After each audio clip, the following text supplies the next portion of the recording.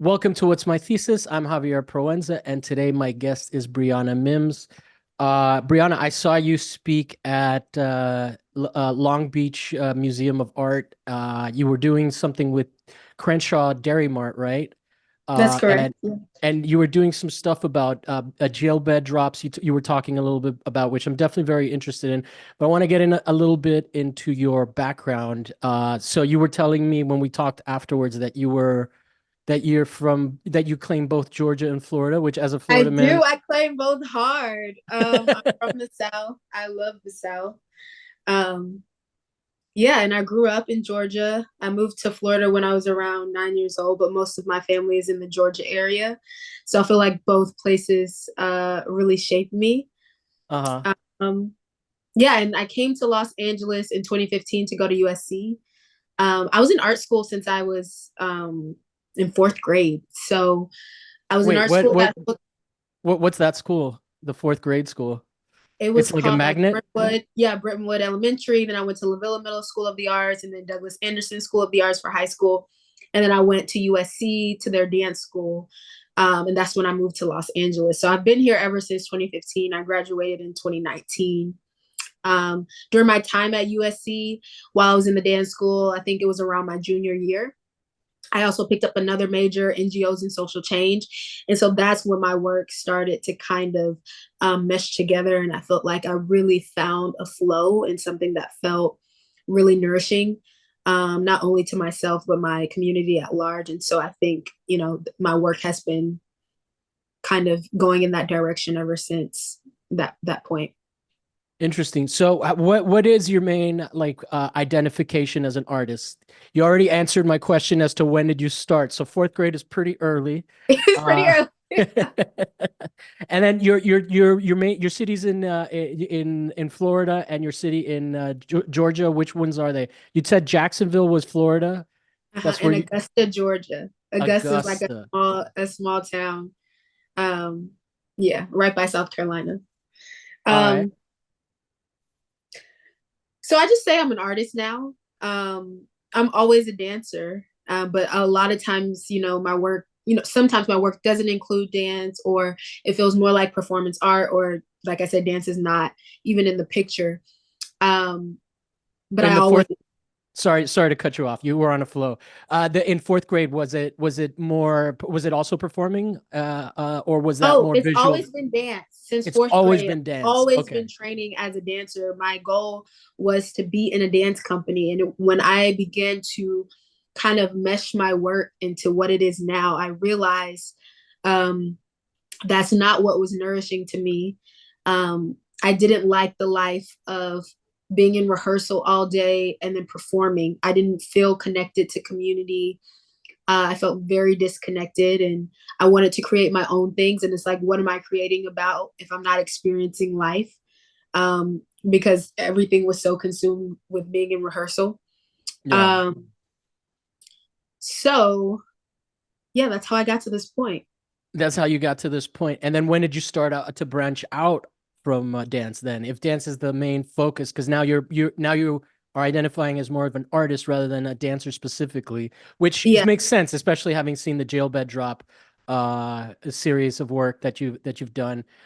When did it become when did it branch out? And then also when did activism become it was it at USC where activism kind of became because there's like a one of the reasons I'm excited to have you on the show is because you actually do activism. There's a lot of people that like front like they're, you know, part of something. I know people that actually take part in mutual aid efforts and stuff like that. There's the are you familiar with J-Town Action Solidarity? And No. there's I've interviewed people on the show that are active in that, but I think a lot of people also just take on the mantle of an activist without actually, they go to protests and whatnot, but it seems like you're actually pretty engaged in that. And you mentioned NGOs as well in your thing. So, um, to answer your first question, I asked like six. I Apologies. know. During my time at USC, I somehow I don't even remember how. I think I saw something on Facebook. There was a call out. Justice LA was forming a creative action team and they were having their first meeting. I went. I joined this team in I think it was 2017. And ever since then, I mean, that's when I did the first jail bed drop in 2017. And, you know, the day that you met me, I was doing the jail bed drop. I had no idea that I was going to be doing jail bed drops from 2017 till today as a dance major at USC. But it has given so much. It's been a really beautiful experience, and I've just been at it, you know. It opens up so much in myself. I learned so much about myself. Yeah, the work is it's really special. So then when did you start doing the jail bed draw? So it's 2017. Like, what can you describe that project for people that aren't familiar? Because it's a pretty interesting. So if I can quick paraphrase of what I picked up is that essentially you're using jail beds as a stage for performances, for installation, right? Like literally beds from or you know, the same structure as would be in a typical jail. And then you're putting them in locations, public Yeah, in public spaces. spaces. So the actual first ones were literally just dropping the beds. So we would go into these board of supervisor meetings and they would use language like, we're going to create a 1,500 bed facility. And the people that were in the beds were so removed from the decision-making process. And so I think there were like 100 jail beds made for the project. And the first one was in September of 2017, right in front of the Board of Supervisors office. All 100 beds were just dropped there. That was the drop. Then in December of 2017, right before Christmas, there were I think there were about 60 artists in a different city, which within Los Angeles County. And we activated different spaces, public spaces with the bed at the same time. So people did all sorts of things. Some were more installation, some were performance, all different types of installations, exploring incarceration in Los Angeles through a different lens. The goal was to stop this $3.5 billion jail plan. So one, telling people about it, but people also sharing their own story. And trying to get people to sign this petition to stop this $3.5 billion jail plan. And so we kept doing these jail bed drops as a creative action team in different capacities through Justice LA. So after that December one, we kind of, smaller groups of us, you know, did some in different places. And then I think it was in 2019, Justice LA cut off their creative action team. And it was around that time where I was also planning for my senior project. I wanted to expand upon the idea. I wanted to turn the jail bed drop, and I wanted to add in installation element. So I wanted to be this performance and an interactive installation. And I think it was around this time where I really got into this idea of art being something that's interactive and not something you just, you know, observe or see, and you can feel removed from the process, especially when we're having conversations about things of this sort. For me, it's very important that people aren't just observers and able to disconnect themselves. So the interactive element was something that was really important to me. But in 2019, the creative action team shut down, and I was like, how am I going to get this done? And so I had to build a team at USC, and we executed the project at the California African American Museum. And yeah, we've been building on that version ever since. You know, we had What's the new team called? It's just the jail bed drop team, or what do you have a new organization or it's just a collaborative effort? No, we just been putting stuff together. And that's the same thing, you know, we did. I don't know if you know, but right before the panel you attended, we did a jail bed drop. Okay. Yeah, so is that you know, we've been working together doing this for a while, and it's the same sort of people. Like the person that was on the panel with me, Yvette, they were also a part of Justice LA. They weren't a part of the creative action team, but you know, on the policy side. So it's the same community of people that this work is sort of happening around and woven within. But in terms of the team that's actually putting the jail bed drop together, it's the same people I gathered at USC. I remember I put out a call and whoever responded to it, I was like, I definitely need some architecture students because I need help building things. Yeah. Um, and it ended up working out. And it's been a really beautiful process ever since. The community of people that the project, the community building aspect has been my favorite part. I've seen people whose wives and family members who, left things on the bed at some of our earlier drops who are home now, who's had children. Mhm. So it's just been really it's been a really beautiful process. The version, and every version is different. So what we did most recently is very different from what we were doing in 2019.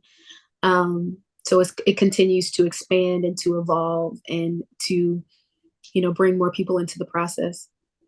USC is an interesting thing to me because I remember they used to give stipends to people back in the day, like for the art school and whatnot. And then there was a generation that kind of boycotted graduation, or like there was a class, there was a scandal there. But like I think the perception is that it's a really prestigious school, but actually, I'm talking to you now. I'm realizing that the person that was into the Anna Iwataki, who has done the show before, she was a member of that J-Town Action Solidarity, which is like a mutual fund, mutual aid effort, not mutual fund. That's Wall Street, mutual aid effort, and I wonder. It sounds like from my experience, even though it's like a prestigious school and it maybe is considered like one of the more difficult schools to get into, there seems to be a spirit of activism that comes out of there that I've noticed from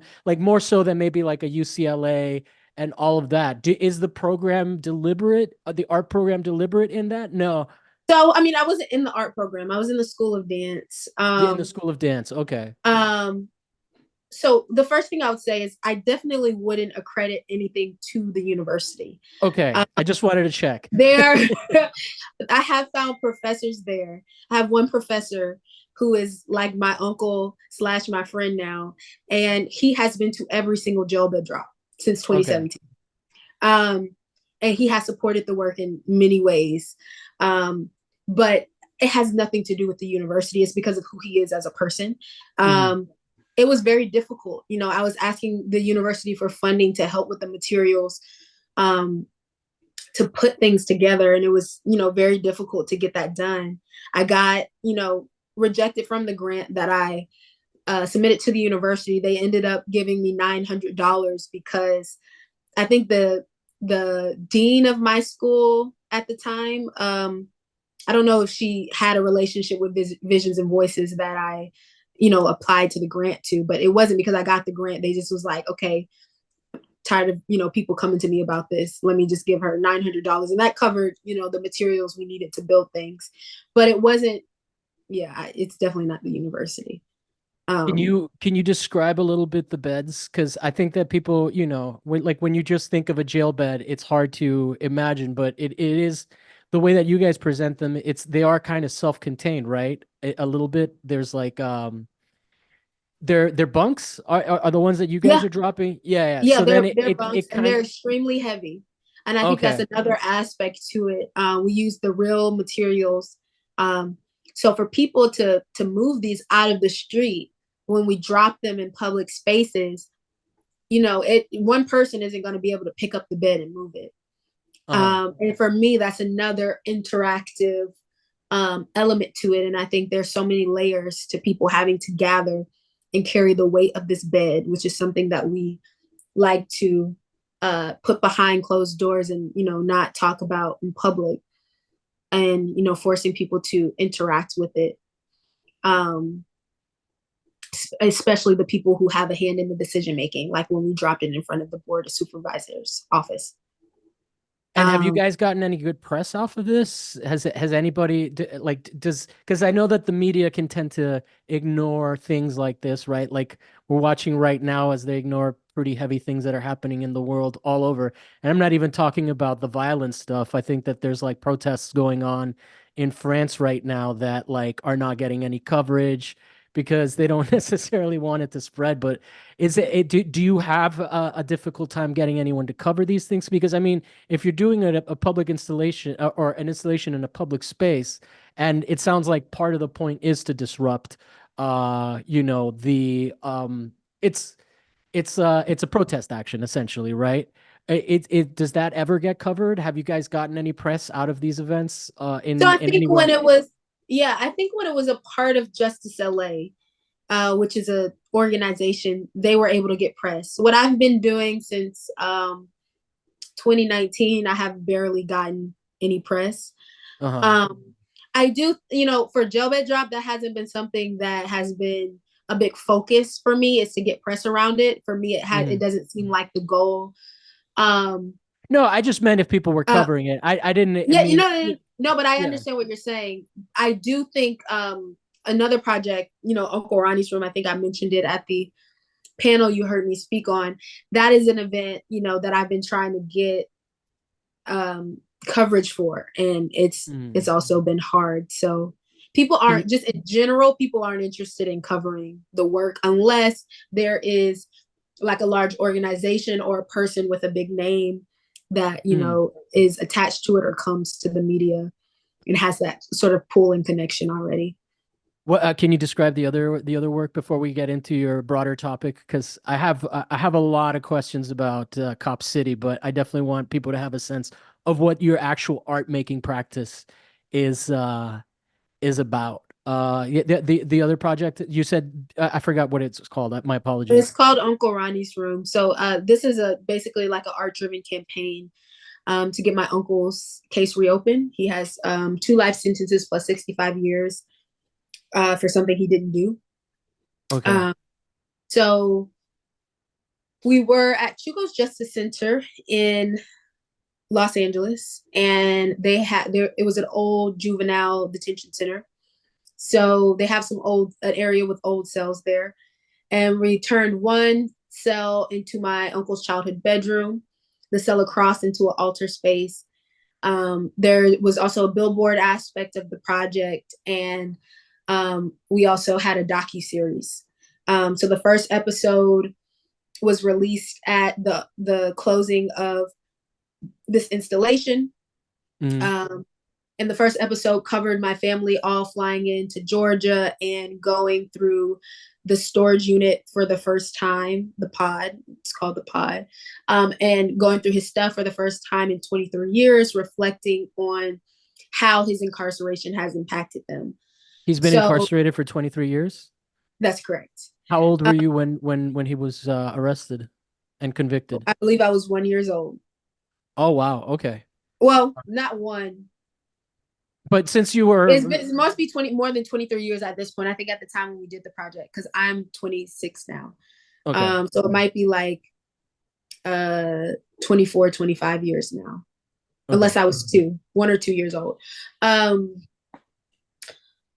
was I saying? I'm So sorry. people came into the space, they watched the film, and then I performed in between both of the cells to some of my great grandparents' favorite songs.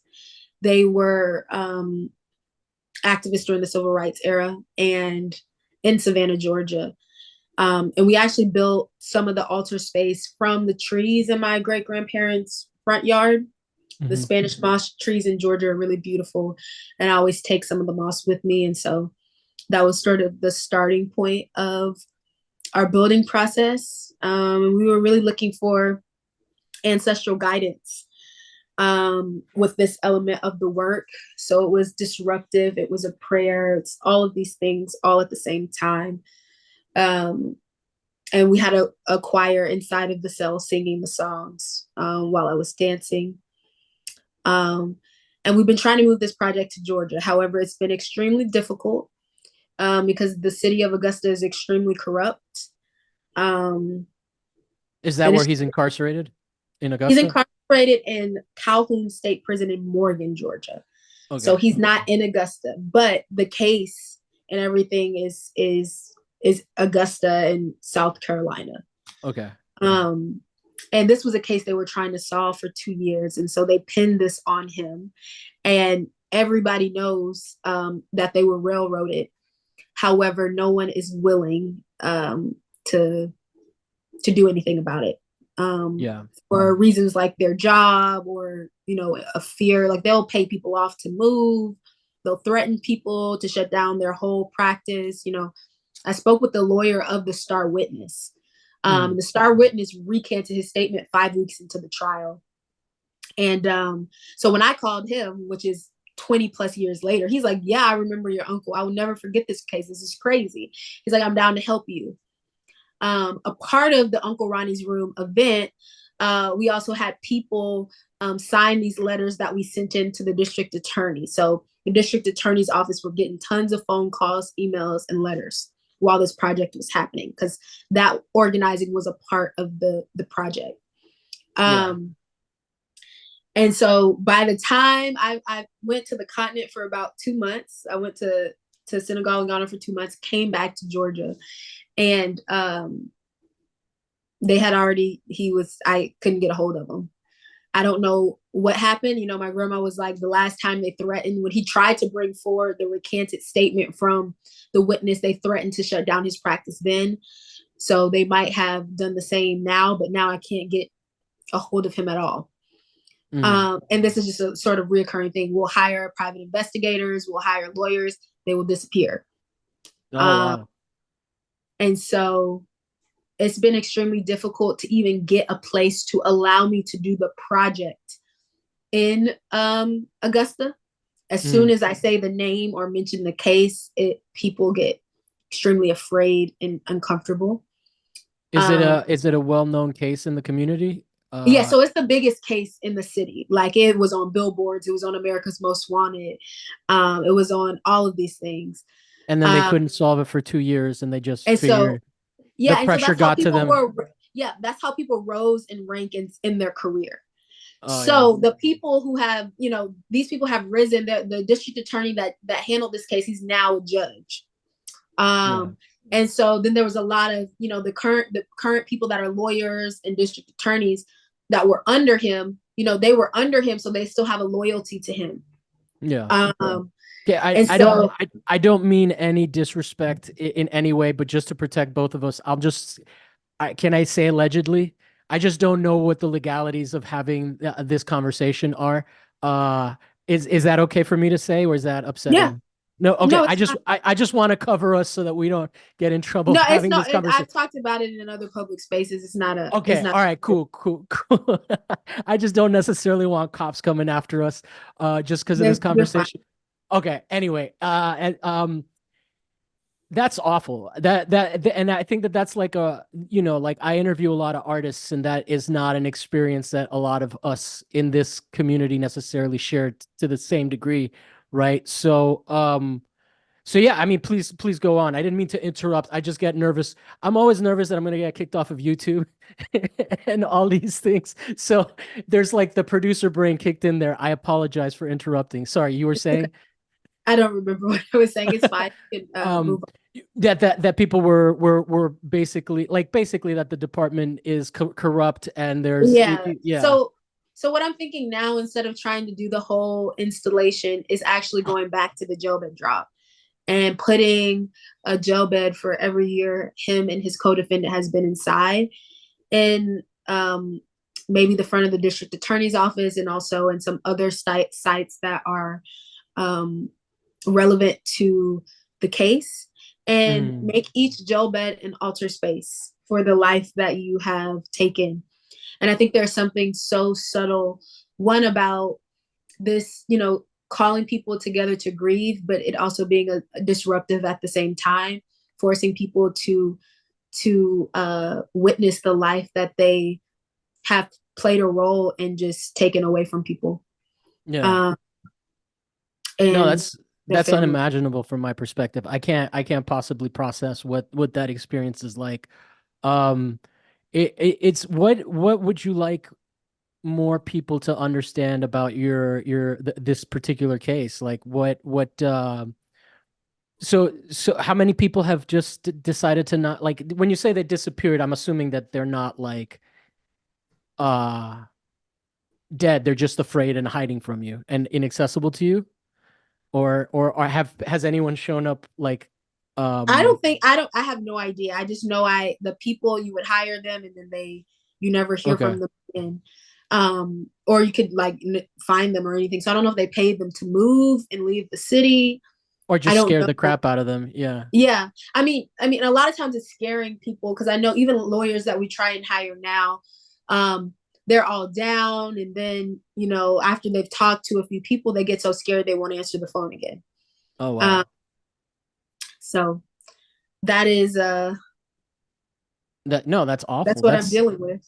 yeah, no, I can't. I mean, I can't imagine.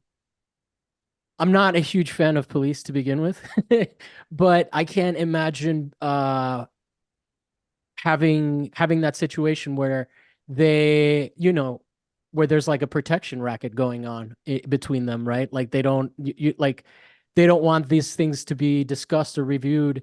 It's crazy um how much corruption is in these departments that we really never get to experience like on a firsthand level because it's not going to get press unless it's like a huge um like the closest thing, unfortunately, I'm only thinking of things like Making a Murderer and all those kinds of like documentaries that are a little bit sketch to begin with, but like you don't see a lot of press for like the worst press I've ever seen a police department get was the Uvalde, right? Like I've never seen like the media doesn't tend to go after police officers and this kind of uh trickery and and just straight up corruption because it's scary for them too, right? So it's pretty intense that you're putting yourself out there. What do you what what do you think the performance and the art element of it do to bring awareness? Is there like a broader, is this the best option you have right now to sort of get people's eyes and attention on this sort of situation? So there's the element of one trying to get media attention around it. Yeah.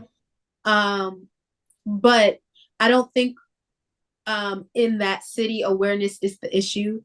Um, that's why I was saying having people come to the installation or watch a film doesn't even feel like it would be the most impactful. That's why I was moving to the jail bed drop for big disruption, where in a city that small, the media would have to cover something like that. That's not Yeah. something that happens in a small town in Georgia. Someone putting 20 plus jail beds in the middle of the street.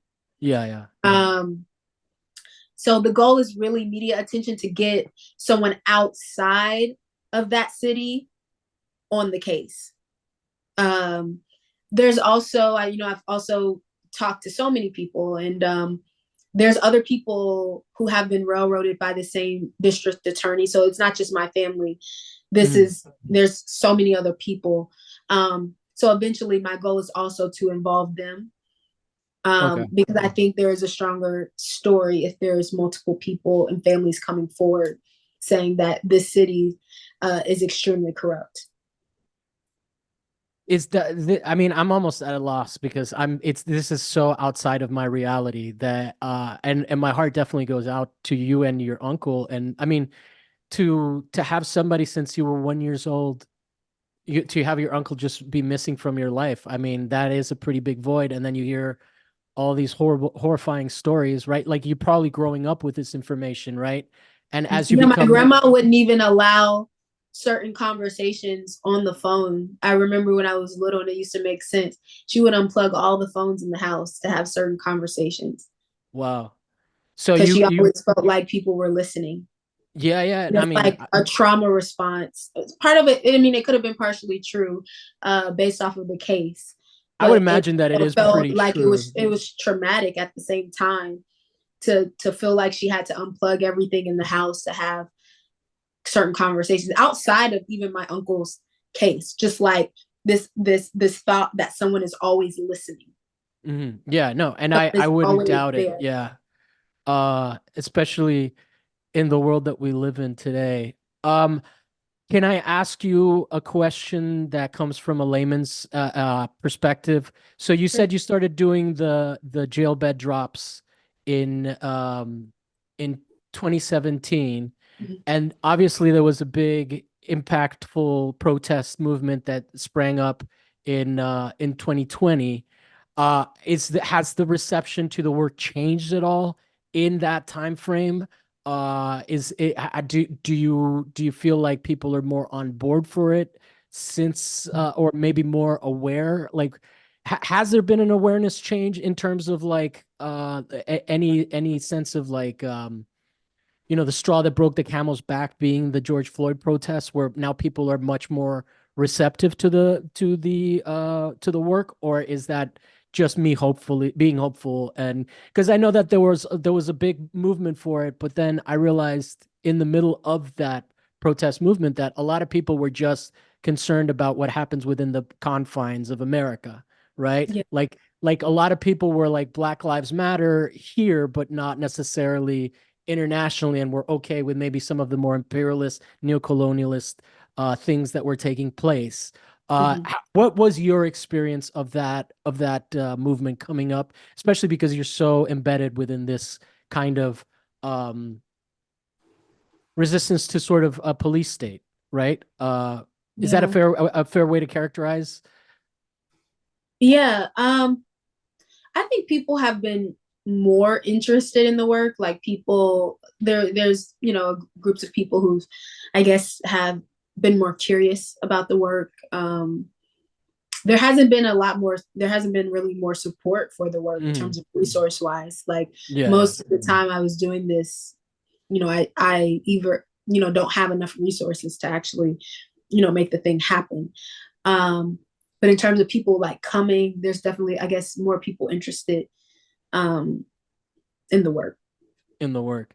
Mhm. Um, did you have a specific topic that you wanted to pin down? I can just keep asking you questions from my ignorant standpoint, but if you have something specific, because honestly, this is entirely out of my reality. Like I grew up in Florida, but I'm Cuban, so when I ran across a Cuban cop, they were like, "Oh, a good Cuban boy." So I don't necessarily have like the dialogue or the experience level to ask you really informed questions. So I want to apologize to you for that, but I also am very much curious. Yeah, so you are from Georgia. Can I ask you a little bit about the Cop City? Because what I'm seeing now is, despite all the stuff that happened protest wise in terms of 2020 and all of that, is maybe we're only getting it's only the policing is only getting more draconian and more terrifying. Is that a fair assessment? Do you think things are getting better, or do you think things are getting worse? Because the Cop City situation is pretty interesting to me. And you also mentioned when we spoke at the event that you had a partner that was being charged with RICO. Uh, No, my uncle has a RICO charge. your uncle has a RICO charge. Is that a new Yeah, thing, or is that no, so? They've this has been always been attached to his case. So RICO has always been used in these kind of situations. So the RICO charges in Cop City is not a new thing. The concept of like the RICO racketeering charge isn't new, but they have been handing out RICO charges regarding any sort of organizing around Cop City like candy. It's absolutely absurd. Can If can people are people can you liars, they're like, you get a racketeering charge, and it's like, what? Um, can you explain what Cop City is for people that aren't as well versed in the dark side of news? um, I can try and explain it the best I can. I don't know a whole lot about it. I know that it's essentially um, like a big area. Uh, I guess it's just like almost like a game, a playground area for the police to train slash practice. So almost their own little city to do raids and all sorts of things.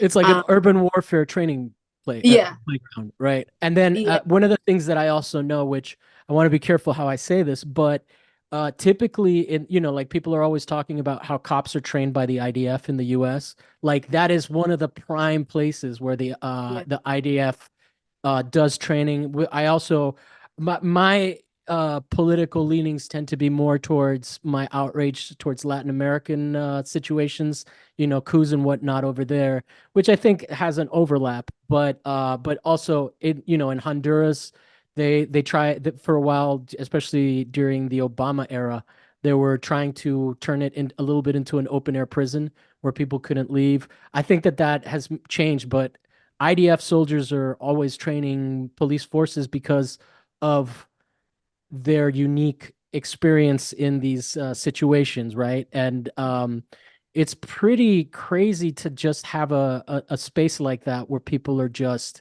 trained on how to like. It seems like a lot of this stuff is going to be directed at civilians. Is that the general consensus on what the intention is? And because first of all, one of the things that was crazy to me is that when people try to do a bail fund, Mhm. they started arresting the people that were Yeah, donating to the bail I fund, think they right? got RICO charges too. Yeah. So it's one of the craziest things to go from like 3 years ago, we were all in the streets protesting, and then this is kind of a silent thing that doesn't really get addressed. Yeah. Can you give me 1 second? I need to put my computer on the charger. Oh, no worries. Yeah, yeah. That always happens. Okay, I'm back. Sorry, what was I asking you? I forgot. You were just saying that it was a Oh, drastic difference between the 2020 protests and Cop City happening, and they're trying to brush, everything off to the side. yeah. Well, what's your take on that? On sort of first of all, I'm just curious what your take on the sentiments of um like did you get a lot of white friends calling you up and being like, "Hey, I'm so sorry for what's happening during the No, 2020?" No. I don't have no white friends that would do that. Because in the art scene, I saw a few of my peers that are complaining about that on their stories, which I thought was like hilarious. But yeah, so then what do you have a take on that? I mean, because it sounds like you've been embedded in this kind of resistance movement. If is it fair to call it a resistance movement, or how would you identify what you do so that I don't keep putting labels on it? I mean, it's abolition work. There's a part Abolition work. there's a part of it that's a dismantling element. There's another part of it that's the building element. Um, I think I think what I will say is that there's something one of my mentors said to me. He said, "We don't need any more reactionary revolutionaries," something like that. He said, and it's Hmm. always stuck with me. Always checking myself in these big moments not to be reactionary, and also try and make work that is not necessarily reactionary. I think sometimes is necessary to kind of, to be in conversation with, what is happening with the world. But I'm definitely not, yeah, I'm not, you know, I'm not, I try not to be too reactionary to what is happening in the sense of So you trying to you find have the a best way to explain it. When we you were you in the protest moment, I wasn't super reactionary to what is happening because I've been doing this work. Um, I'm listening, I'm present, but nothing drastic for me um, nothing really changed for you during that period. shifted. No. Yeah. And you didn't feel did because I didn't feel it, but did you feel like change was coming? Did it feel like validating in a certain sense? Did it feel disillusioning? Like what were the emotions that were involved with that for you, if you don't mind me asking? Because for me, it's interesting to be involved in something, right? And then maybe feel like, or I feel this is how I feel, to sort of believe in things and then have it kind of feel like something is happening, but then maybe it didn't really happen. Is that how you feel about the situation? What was there any progress made as far as you can tell during that protest movement? Did like where did how do you process that as somebody who has been engaged in it, and this is your baby, to put it in like um like nurturing terms, right? Like this is something that you want to happen. Something like abolition is something that you're behind, right? Um, is what does it feel like to go through that? You just kind of completely just ignore it? Do you go to the protests? Do you like how does that um and I'm sorry to make that such a flashpoint, I think a lot of people that was their turning point where they first started to say things like defund the police. A lot of people just maybe had some level of understanding of it, but it was just so visceral what happened that it maybe opened the door for people that couldn't understand the abolitionist movement to maybe have a better sense of it. Does that Mhm. make sense?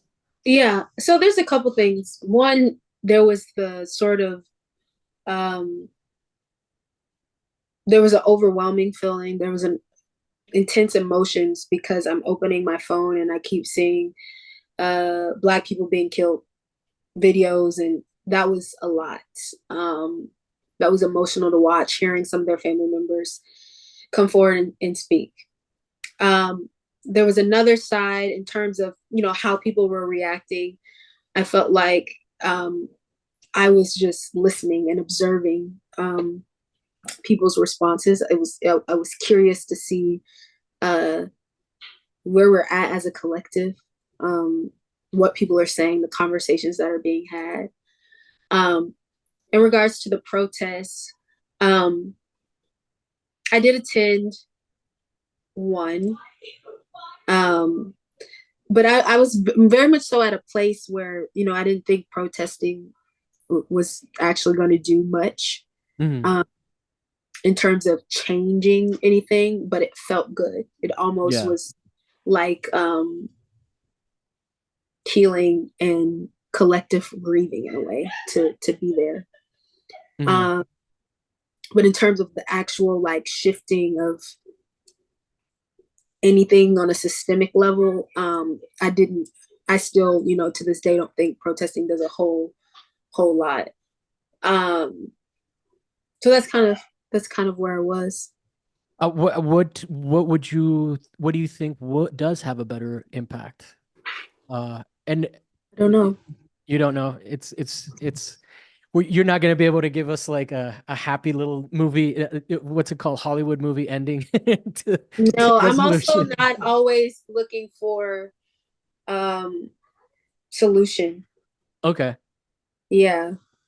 Well, So how would you define abolition? What do you because that language I think ties into a little bit of what happened after the 13th Amendment, right? Which is that like they just like slavery was abolished, right? But not really, kind of sort of. Um, what does abolition mean to you in the context of policing and whatnot? yeah. So for me, it's really abolishing anything, the carceral state at large, on a systemic level, but also what I'm really interested in is like, what does carcerality look like in relationship to ourselves, each other, within our communities and cultures at large. Mm, Um, and so, yes, it's the systemic work, but it's also, how are we practicing carcerality? And then also, what are we building? How are we building interdependent communities? How, I mean, every aspect of our life, examining how we are practicing these things and showing up differently, whether it mm, be what is this concept of work, what does that look like, um, every single aspect, school, there's so many different things to um, unpack in terms of how we are being in the world in relationship to each other and in relationship to the land as at large as well, mm, even all the way until how we as human beings are in relationship to other species um, on this earth. We can unpack those, look at those things on an abolitionist level. What do we need to dismantle, and what do we need to build to be um, in alignment, into caring relationships, into interdependent relationships, into accountable relationships? What does that look like? From your standpoint, well, from your perspective, which is obviously very different than mine, and I would, especially in this sense, I would say, probably more insightful because I don't have any family members that are incarcerated, and especially on trumped up charges. Like, what does that ideal look like? Like, the carceral state is gone, right? Is there what is that thing that you want to build? If that is even a fair question, I'm Only knowing the practice of building it. okay. Yeah. And so for me, that's what it goes back to. Like, we know we've been doing this thing for so long and we know it's not working. And for me, this is where, an artist, myself as an artist plays a role. I'm okay with leaning into the unknown and to experiment with something else. Hmm. Um, and to leaning and looking forward to the possibility of what we can create. But we have to experiment in order to figure out what these different relationships can be. Hmm. Um, because this is obviously not working. You know, Yeah. there no healing takes place um, in the sorts of conditions. We say we're rehabilitating people and putting them inside of a prison, and everything that's happening inside of the prison is like antithetical to healing. People don't even have basic nourishment to like sustain their bodies. How can any healing take place? You're creating deficits in the body physically, mentally, emotionally, but you're rehabilitating somebody. And the list Yeah. goes on and on in terms of the reasons why. You're not allowed to touch people. Human touch is so essential to our vitality. You're numbing people's senses, right? Hmm. Uh Taking their relationship from their senses, you're numbing their vitality. Healing doesn't take place in conditions like that. So how do we experiment with systems of accountability, um, systems of care? How do we create the conditions so that um, people have what they need to thrive? Yeah. Um, and so this, I think, a part of the abolition work is the experimentation. And it goes back to breaking all of these little things down. Pick an area and experiment. What does that look like in a learning context? Can we experiment with what school looks like? Can we experiment with what working looks like? Can we experiment with how we distribute and grow food? Can we experiment with how we practice accountability in our personal lives with amongst our friends, like how within our community, within our neighborhood, like what are these different experiments that we're doing to try and create something different? And for me, abolition is not necessarily an end goal, but it's the practice of doing those things. That makes sense. Um, how do you feel about the concept, and I apologize, the concept of allyship, and where do you think allyship is effective in supporting your abolitionist uh like ideals, and where do you think it might not help? Like, let's say, because obviously I do an art podcast. I don't know how diverse my audience is because I'm not there when they're consuming it, but I try to have on as many people from different perspectives as I can.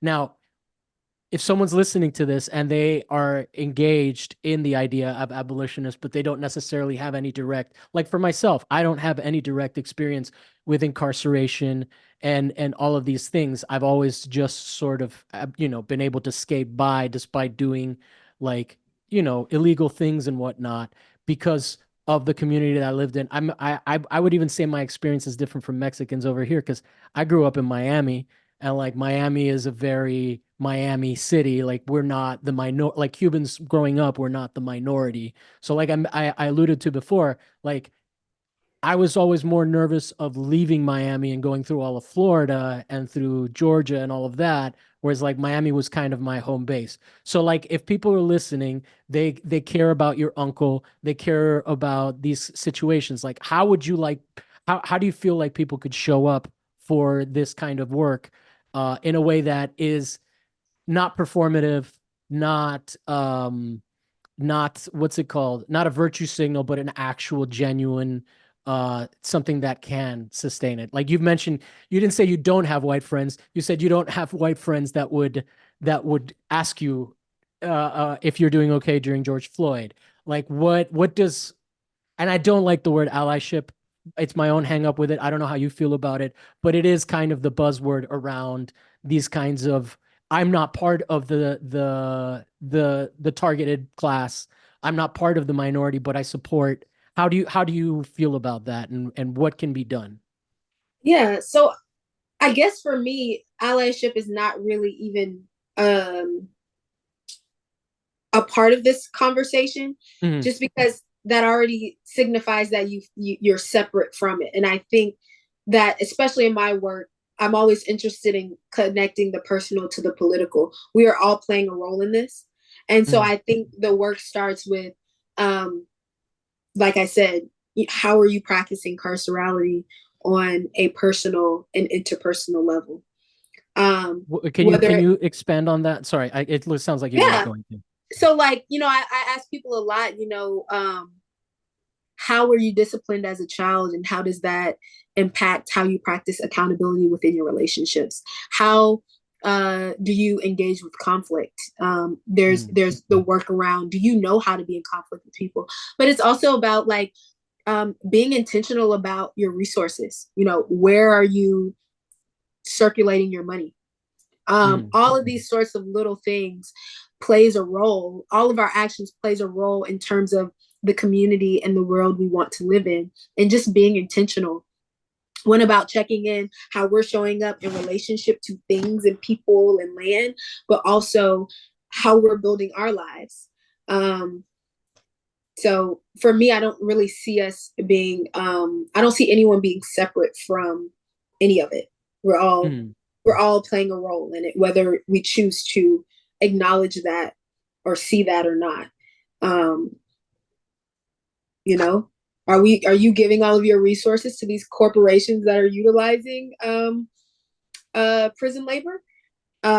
Like, there's so many layers of things to um unpack.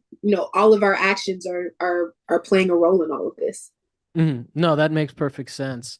So then the answer that I'm coming away with it is that there is no such thing as allyship. You're either in it, you're all participating in the system, regardless of whether you're aware of it or not. So Yeah. then maybe becoming aware, becoming more intentional would be a way to transcend your role in it, or not Mm-hmm. necessarily transcend, but engage in it. That's really interesting. Mm-hmm. Uh, yeah, because it does seem like there is definitely a sense of understanding about injustice in the broader community, right? Like specifically, even with what is currently happening internationally, which we will just kind of glaze over, but like it does seem like there is a strong sense of people wanting to, like, understanding that there is injustice constantly happening.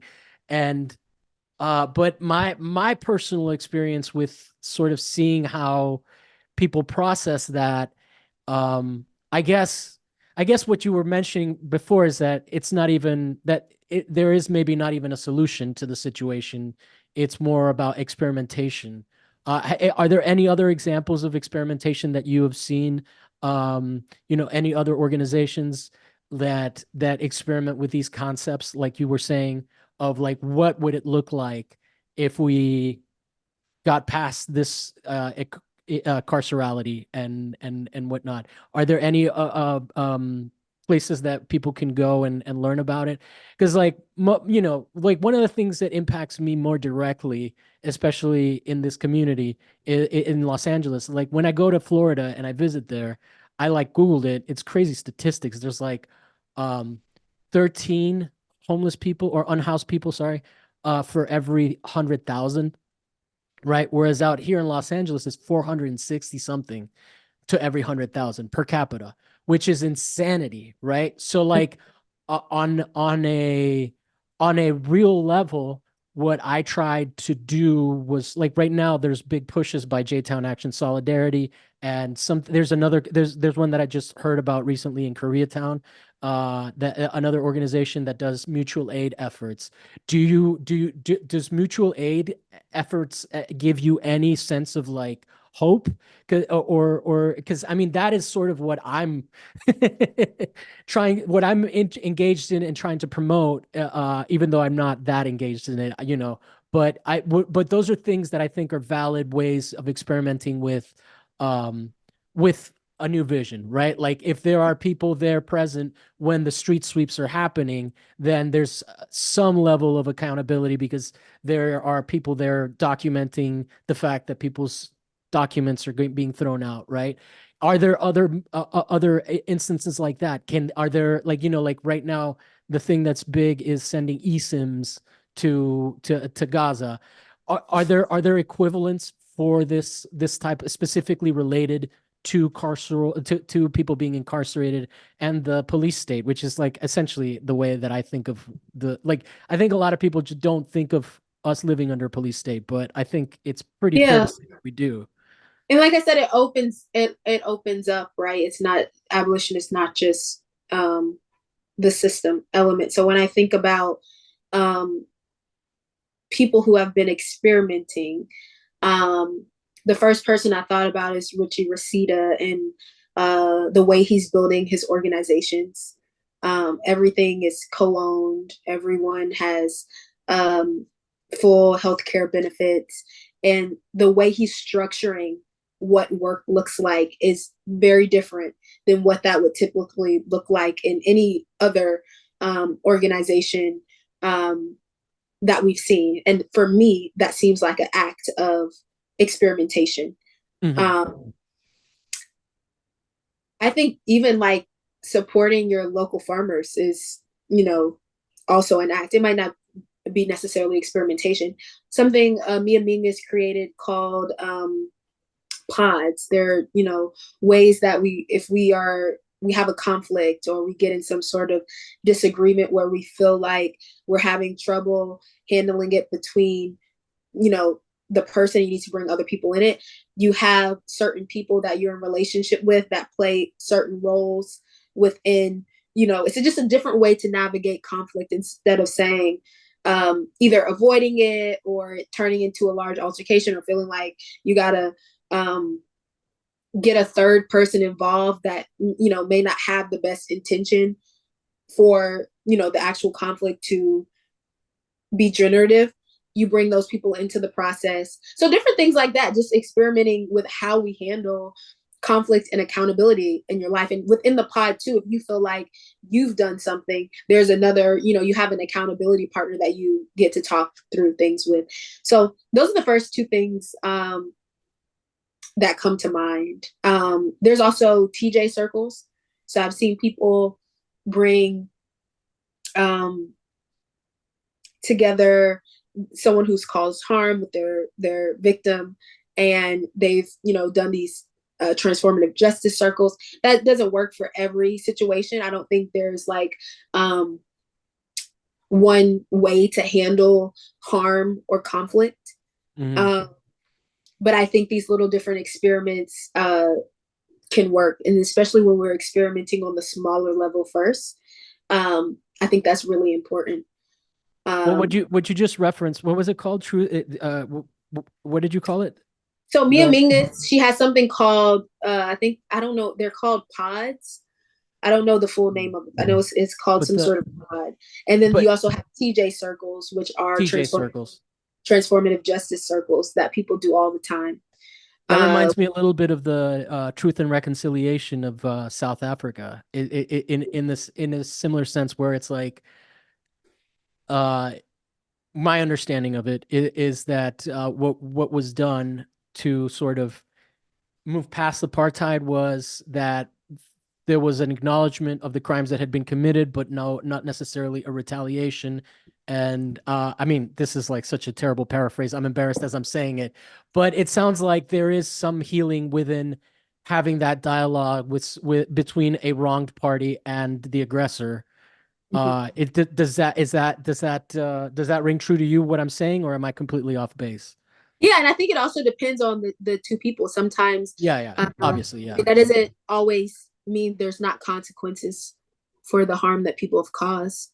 Mhm. It depends really on what people need, and also tending to the needs of the victim as well, asking that person what they need. A lot, I mean, our system doesn't really do that. Yeah. And so that's also a part of these TJ circles, Mhm. and really helping people address the root of the harm so that it's not perpetuated. Yeah. Even, you know, in terms of the person who caused the harm, what is the root of this, and how do we not continue this cycle of perpetuating harm within that person, or, you know, the victim, because sometimes that also happens. You're reminding me something of so I know a lawyer who actually just happens to also be from Georgia, Molly Palmer, and I interviewed her on the show. She's the daughter of one of the radicals from the what's it called, from the Chicago Seven, I think it was, you know, the Abby Hoffman protest trial that happened. But one of the things that she's a defense attorney, and she's very much anti-incarceration in these really interesting ways. And I asked her, just out of curiosity, like, what is the worst person, quote unquote, that you have um defended? And one of the things that she said was, like, you know, sex abuse cases. And one of the things that she pointed out was that in a lot of those cases, it is a cycle of abuse that's Yeah. being perpetuated continually. Yep. So what is interesting about what I'm hearing is that not it sounds like you're against the dehumanization of even the perpetrators, even though there is accountability for them. You're not you know, you're not after retribution in the same way that I think our carceral system is very much about punishment and deterrence rather than rehabilitation, even though they say rehabilitation. Yeah, um and I think it's also looking back within so it's one, the individualized process, but also looking back into those communities and saying, okay, how have we created the conditions within these communities for this sort of harm to perpetuate itself? And that's where yeah, we all play a role in taking responsibilities for the kind of conditions that we're creating within our communities and the communities of others, right? yeah, Because even if we're not per se in a community where there's a whole lot of harm in that sort of way, we could be so extractive from those communities that we are perpetuating harm within those communities. Um, yeah, so I think that a lot of times, um, yeah, that we can take responsibility for a lot of what's happening. yeah, no, I think that's really interesting. So, is there we've been talking for like an hour, and I don't want to take too much of your time, and I'm also realizing that I'm a little bit out of my depth in terms of the quality of my questioning, so I apologize for that. But I really do find this fascinating. If I can paraphrase a little bit, and then maybe you can correct me on what my takeaways are of the conversation, and then I'll definitely ask you if there's anything that you haven't gotten to address, which I'm happy to have you do. But so my understanding is abolition, from what you're describing, is not necessarily something that happens specifically in relation only to the carceral state, but it is a broader exercise in societal reframing, and in analyzing what it is we do to each other as human beings that create conditions that happen before any legal system comes through. Is that an adequate paraphrase? And you know, it's just about relationship. Like I said, even to ourselves, even to the land, we can have a Mm. carceral and extractive and abusive relationship with our own selves, with our relationship to earth, to other species, yeah, and to each other. Mm. Do you have any like communist leanings? Because it seems like like you're also specifically referring to capitalism when you start saying things about extraction from communities, right? And I don't want to make it like a communist thing, but is that, do you have like is that at all of interest to you? Because it seems like some of these ideas are the antithesis of how the capitalist system works, right? Definitely not, you know, interested in capitalism, but I wouldn't define. Like I said, we're in this element of experimentation, so I don't feel the need to kind of label it a specific thing. putting Yeah, it in. yeah. Especially because communism comes with its own baggage, but ultimately communism as it has existed, I'm from a communist country, or my parents are. um how it has existed is basically what they did was the state took over the place of the capitalists, right? So instead of capital, but it does seem much more concerned about your neighbor than maybe a competitive system like capitalism allows for. So, but you wouldn't just describe yourself as anti-capitalist, or I would, yeah, I okay, would, cool, cool. yeah. Cool. Just trying to pin it down. Anything that we haven't asked that I haven't asked you? I mean, I'm so excited to have you on, and I can only apologize for the inadequacy of my knowledge base because I feel like you know a lot of things that I maybe don't know how to ask you the right questions about. So for that, I apologize in my limitedness as a human being. But I really appreciate you taking the time to sort of school me on abolition because that's literally one of the things that I am interested in. But aside from like, it's nice to meet somebody and speak to somebody that does practice. Is there anything that you would like to say while you're here that I haven't been able to ask you about correctly or ponder on that you think might be informative? Because I mean, people do listen to this, and I want them to be able to understand sort of your perspective because I think it's really interesting one, right? Well, first, just thank you for having me on the show. You Oh, don't it's have been a to pleasure. apologize. I do want to mention that I've been working on this abolitionist world building game for the past couple of years, and I'm hoping to release it this year. Okay. So people should follow along so that they can, be a part of some of these game sessions or get a hold of the game when it comes out. Is it a I think board game or is it a video game? Or it's a how are card. you? Card game. It's a Okay. card game. So I'm looking forward to people playing, and it's just another tool to help us practice abolition in a fun way, in a way for us to play and experiment again with what things could be. Yeah, yeah. Cool. Well, do you have a name for it yet? Oh my gosh, that's the only problem is that I haven't landed on a name. It's really it's annoying, It's but very hard.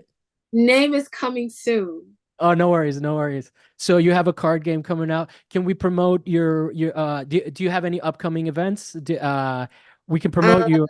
yeah, March 16th. My partner is my partner and helping him organize this event called Return to Sender Mm, uh, at the Prism Way in downtown LA. So I'll be releasing flyers for that in the next couple of weeks. okay. Um, And then so I'm I'll excited. reshare them gladly. Yeah, please And do. then where can people find you on Instagram, your website, and things like that? So Instagram, I'm BJ underscore Mims, which is Mims. And my website is the same, www.bjmims.com. Okay. It's not that updated, but it has a ton of information on it. Instagram is, you can stay pretty updated there though. All right, cool. Anything else on the way out? I don't Shout think so. outs? No shout outs to your partner? What's your partner's name? his name is his name is Kenneth Webb.